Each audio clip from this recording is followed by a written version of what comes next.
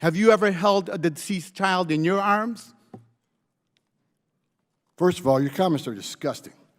I've served my I country. find your I've comments I've served my country sir. for 34 years. I find your this comments is out of disgusting control. as well. I've served my country for 34 years, and yes, I held a 5-year-old boy in my arms.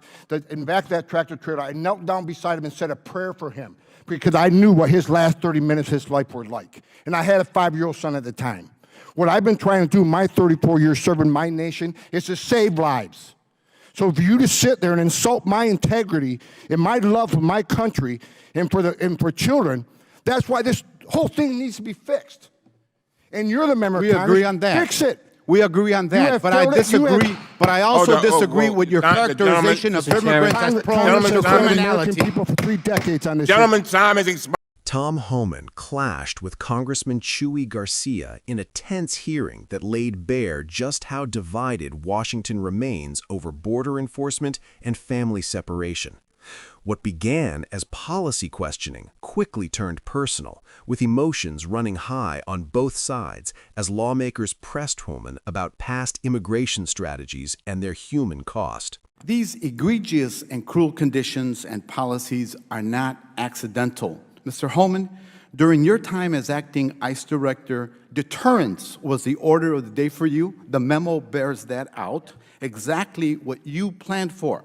The Trump administration claimed they had no choice but to rip children from their parents because they were criminally prosecuting the parents pursuant to zero-tolerance policy. Again, and policies that the administration created and that you, Mr. Homan, accepted, enforced, and championed, as we've seen. Let me remind everyone that the Trump administration tried to ban asylum seeking and started the process of metering, which then prevents people from coming through legal ports of entry.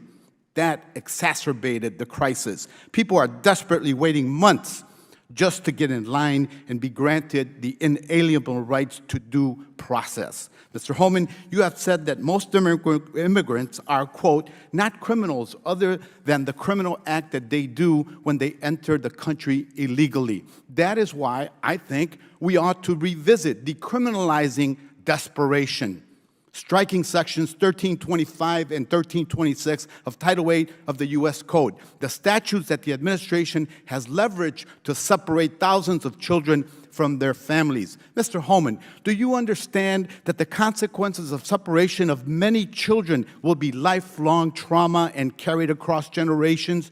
Have we not learned from the internment of Japanese Americans? Mr. Homan, I'm a father. Do you have children?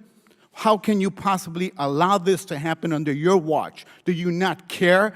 Is it because these children don't look like children that are around you? I don't get it.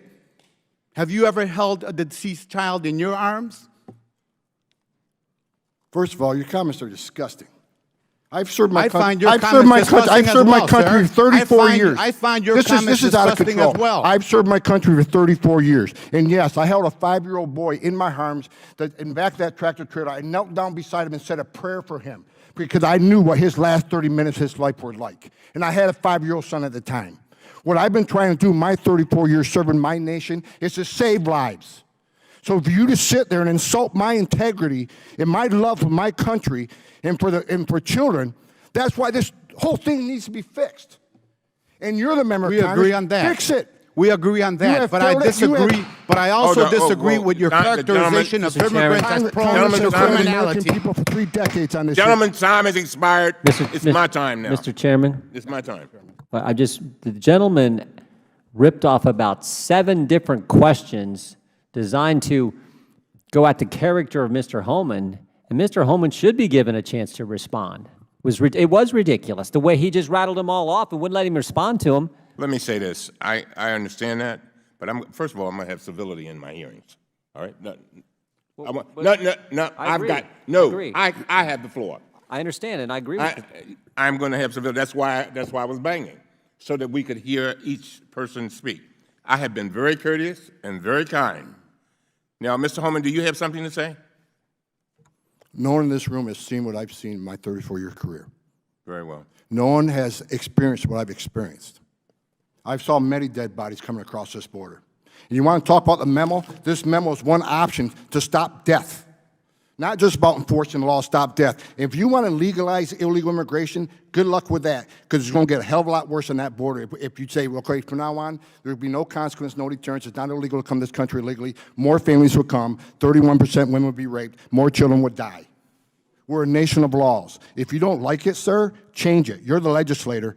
I'm the executive branch, and I've served my country honorably for 34 years. And I will not sit here and have anybody say that I don't care about children because you're not the same color as my children.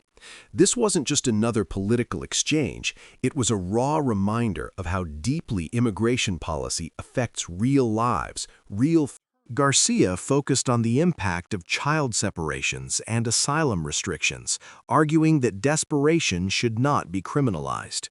Homan pushed back hard, defending decades of service and insisting enforcement is about saving lives, not punishing migrants, pointing to the dangers people face crossing the border and the chaos that follows when laws are ignored. The exchange exposed a deeper truth. Congress writes the laws, agencies enforce them, and migrants are often caught. Both sides are talking past each other while the crisis continues. Law enforcement alone will never solve immigration, and moral outrage without workable policy won't either. America needs a serious bipartisan solution that secures the border, expands legal pathways, protects children, and holds leaders accountable for fixing what's broken instead of using it as a political weapon. Until Congress acts, these explosive hearings will keep repeating, and families